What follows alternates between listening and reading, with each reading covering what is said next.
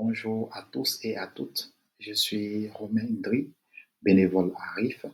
Alors aujourd'hui, je fais cette vidéo pour vous dire les catégories des personnes qui sont ciblées, d'accord, sous le président Donald Trump. Alors, la première catégorie des personnes, c'est ceux qui sont considérés comme criminels, d'accord, et qui ont un casier judiciaire, y compris ceux qui ont fait des délits mineurs. Comme une infraction au code de la route. D'accord? C'est-à-dire, j'explique, qui n'a pas de permis et qui se permet comme ça d'être au volant d'une voiture. Ça, c'est une infraction.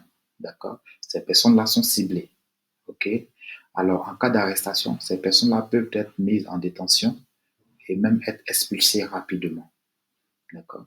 Alors, ces personnes-là doivent consulter un avocat rapidement.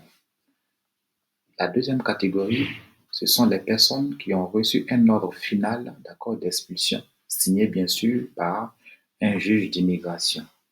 Alors, si vous faites partie de ces personnes-là, alors il vous faut, d'accord, que vous avez reçu bien sûr un ordre d'expulsion parce que vous avez raté votre rendez-vous, d'accord, au cours, et du moins à la cour d'immigration, il faut consulter un avocat immédiatement, d'accord, pour voir si cet avocat-là peut, je dirais, procéder à une réouverture de votre dossier.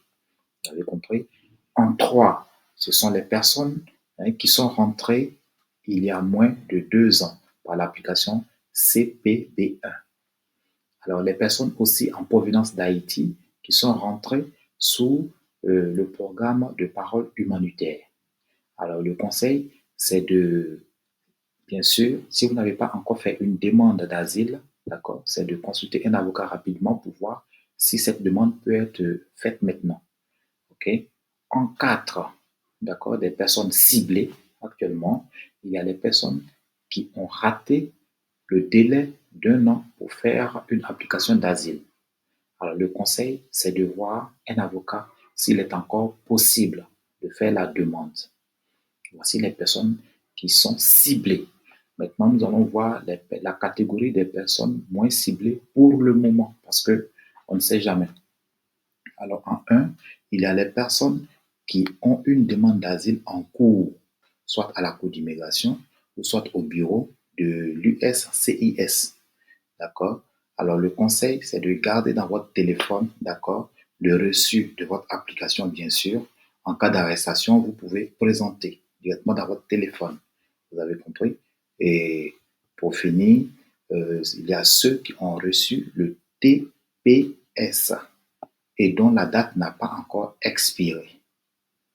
Vous avez compris? Alors, si vous avez des questions, vous pouvez consulter directement le site de RIF qui est www.rifnyc.org. Merci beaucoup et soyez prudents.